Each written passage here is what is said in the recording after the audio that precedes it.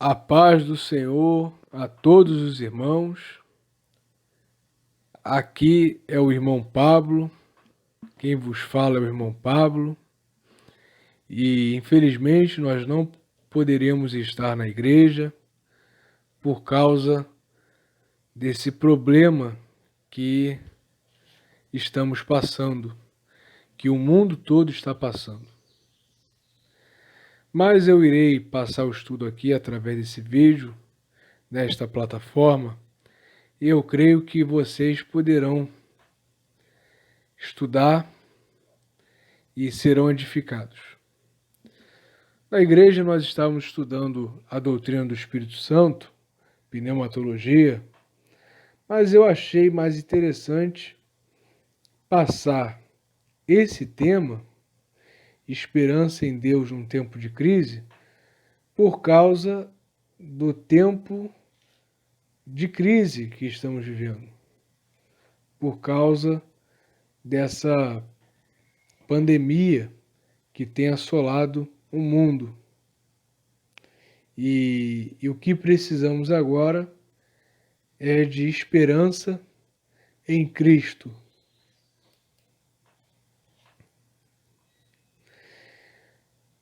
No primeiro slide tem a seguinte frase: a esperança é a última que morre?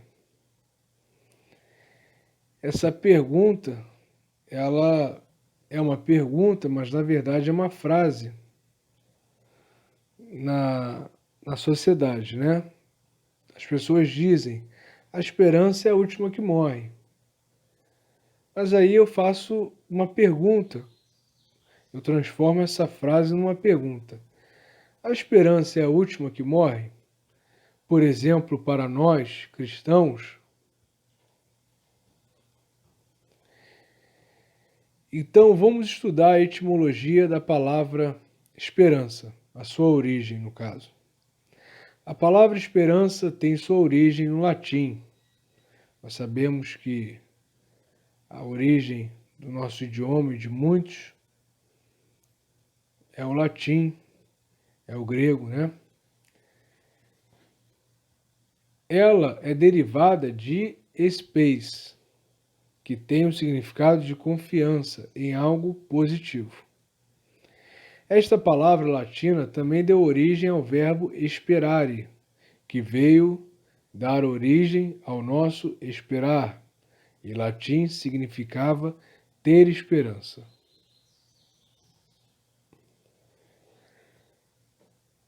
Aí estão conceitos da palavra esperança, segundo o dicionário Michaelis. Primeiro, ato de esperar aquilo que se deseja obter. Segundo, expectativa da aquisição de um bem que se deseja. Terceiro, aquilo que se espera desejando. Quarto, a segunda das três virtudes teologais, simbolizada por uma âncora ou pela cor verde. As outras duas são a fé e a caridade. Aí é uma referência clara do texto do apóstolo Paulo, 1 Coríntios capítulo 13, que ele diz que o dom supremo é o amor. E no final do texto tem três dons, né? São apresentados três dons: a fé, a esperança e o amor. E diz lá que o amor seria o maior dos três.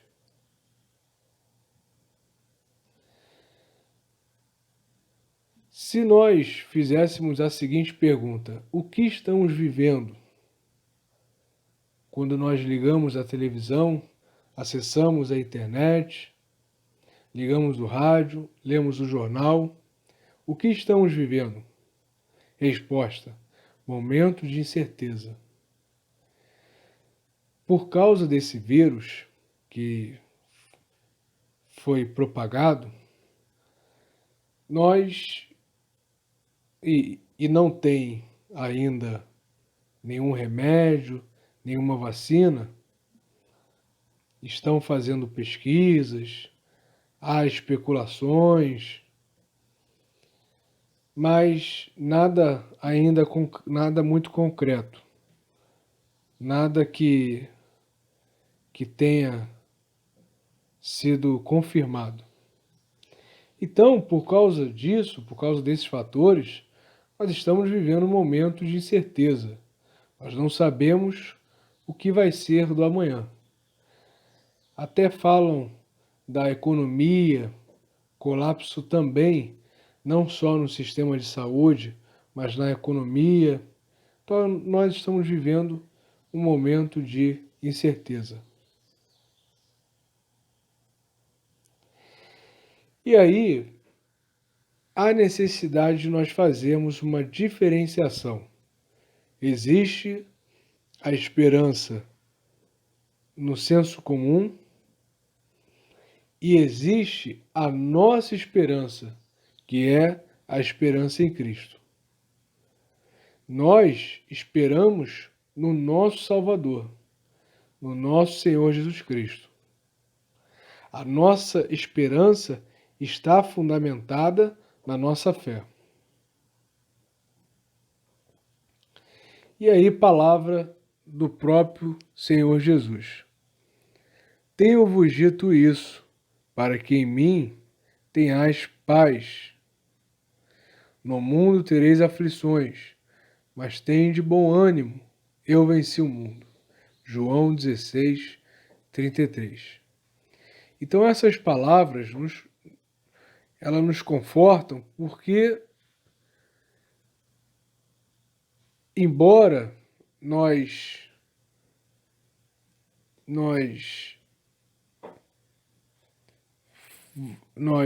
teremos aflições, nós temos aflições, estamos passando por uma aflição, o Senhor Jesus nos conforta falando que venceu o mundo. Por isso, teremos que ficar tranquilos, porque Ele venceu o mundo. Então, nossa esperança está no nosso Senhor.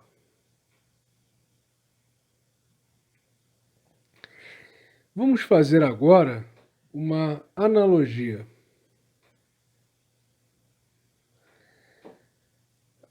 Nessa imagem, nós vemos o Sol.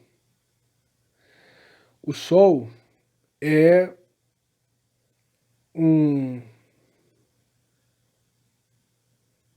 ele está presente no nosso dia.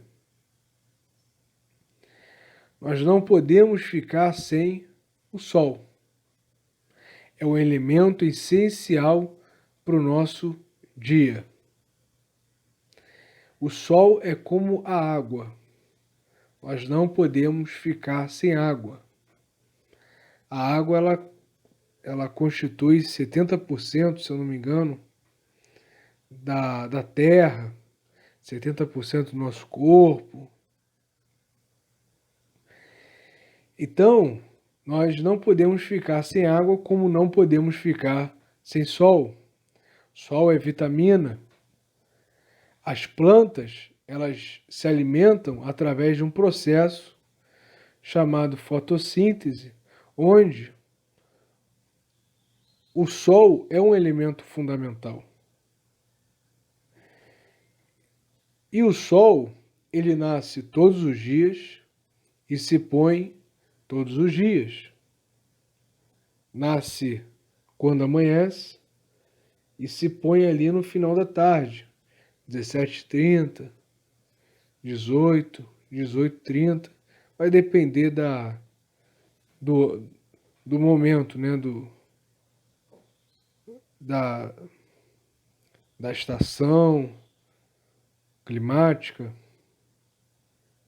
em qual parte do ano nós estamos vivendo. O Sol, ele pode ser a representação do nosso Senhor Jesus. Porque a própria Bíblia diz que o sol,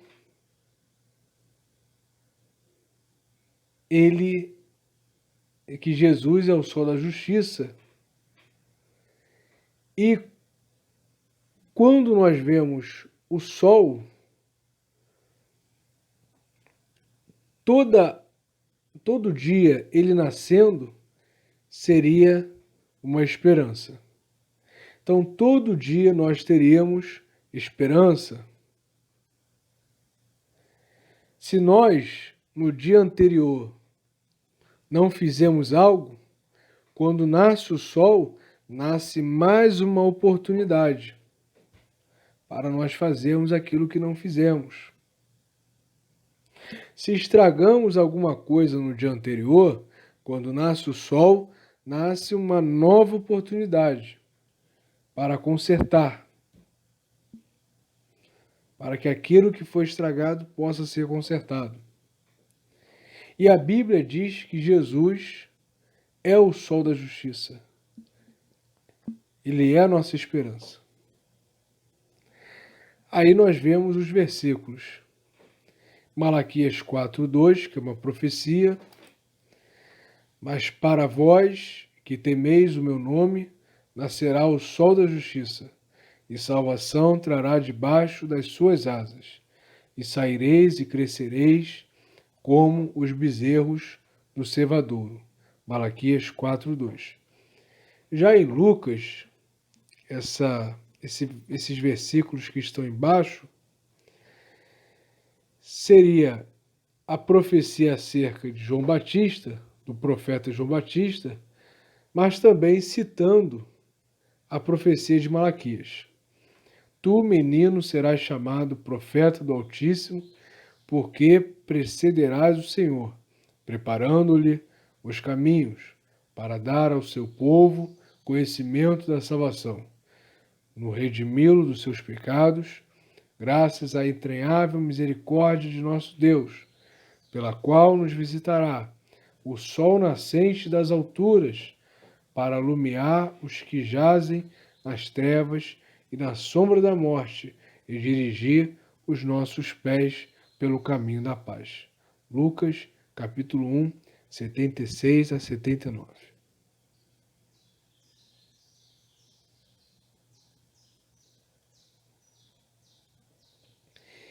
E aí nós temos o salmista falando sobre esperança, no Salmos 42, versículo 11, que diz assim: Por que está assim tão triste, ó minha alma?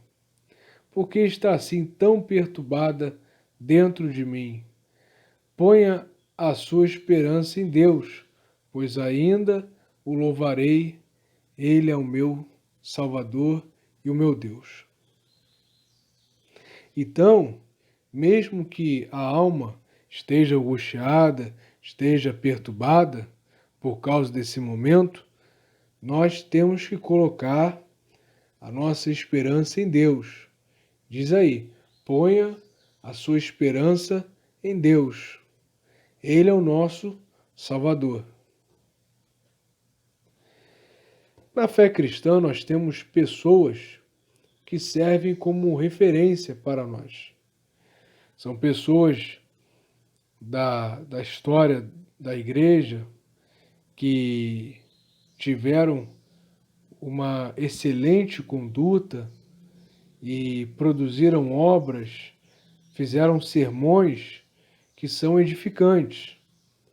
E as suas ideias, a sua forma de pensar, em conformidade com a Bíblia Sagrada, cheia de graça, cheia de fé, de amor, faz com que essas pessoas sejam referências para nós.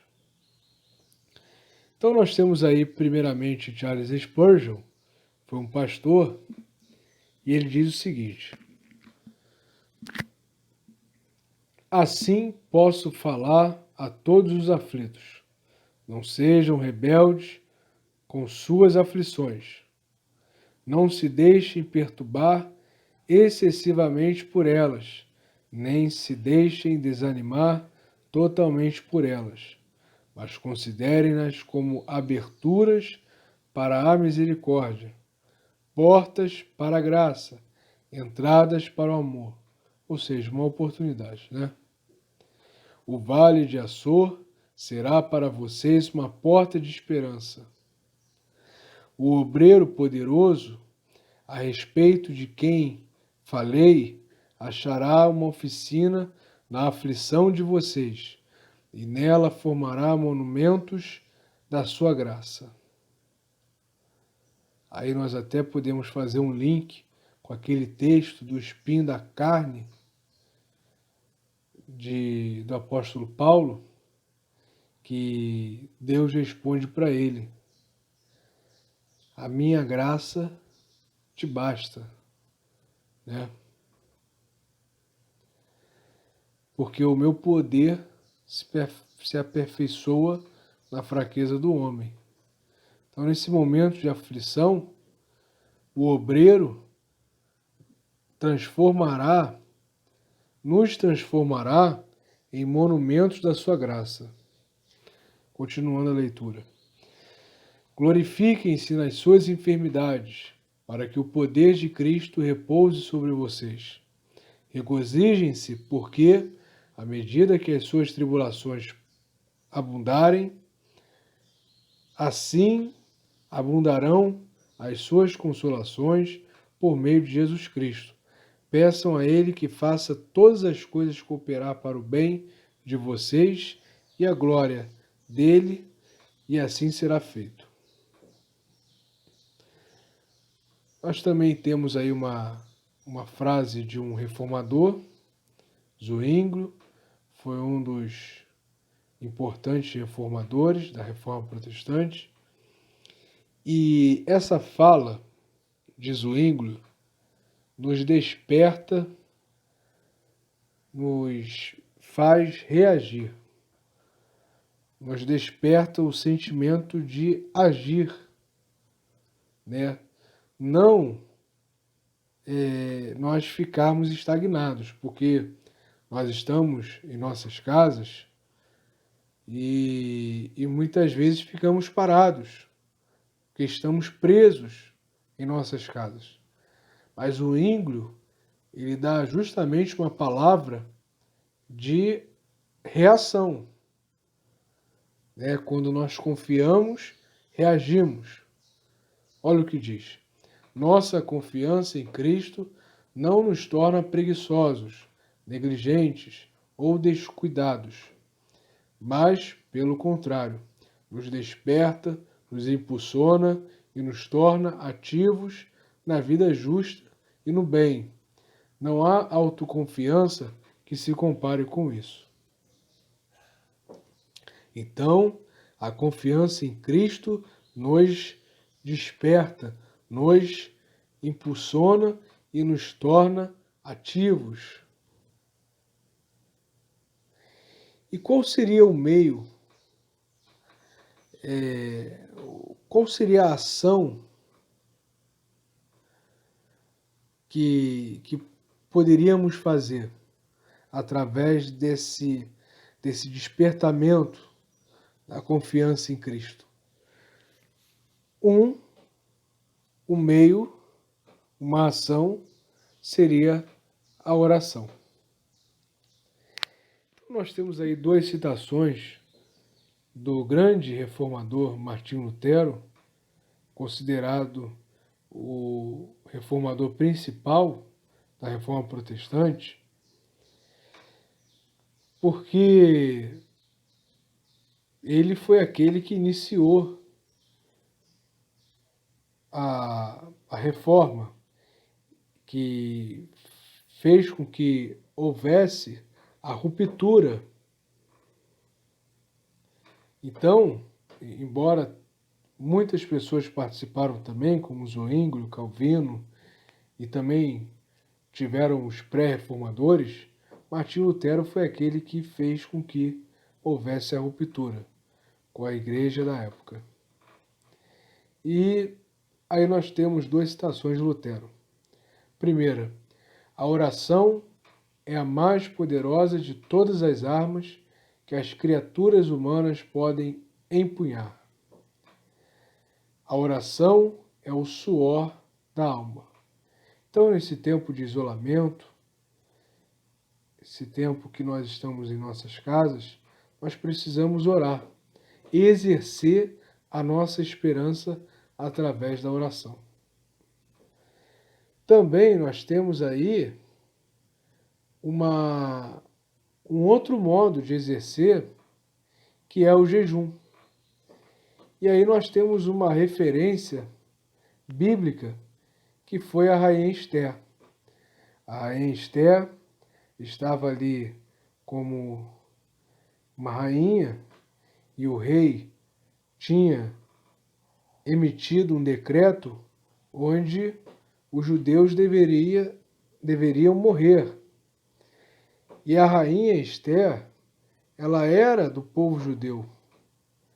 Ela até troca o nome, porque o nome verdadeiro dela era Radassa, e ela troca para poder estar ali naquele contexto cultural.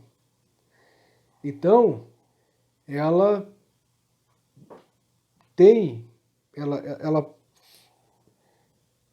faz um projeto, faz um plano, arquiteta um plano, de ir até o rei para contar que ela era do povo, para falar que aquilo ali foi uma armação. Só que até ela ir, ela pede para que o povo pudesse fazer um jejum para que Deus a protegesse nessa ação dela. Diz assim, Esther capítulo 4, versículo 16. Vá reunir todos os judeus que estão em Suzã e jejuem em meu favor. Não comam nem bebam durante 3 dias e 3 noites. Eu e minhas criadas jejuaremos como vocês. Depois disso, irei ao rei, ainda que seja contra a lei. Se eu tiver que morrer, morrerei. E aí, para nós terminarmos, nós podemos ficar com essa citação de Jürgen Moltmann, que é um teólogo que ele passou ali pela Segunda Guerra Mundial, inclusive ele serviu no exército nazista, no exército alemão, mas na primeira oportunidade que ele teve de se entregar, ele se entregou. Não chegou a guerrear, não chegou a matar ninguém. Primeira oportunidade que ele teve de se entregar, ele se entregou para o exército inimigo. E ele fez, por causa do contexto ali da época, Segunda Guerra Mundial e as décadas posteriores, ele fez um livro chamado Teologia da Esperança, que trata justamente da esperança.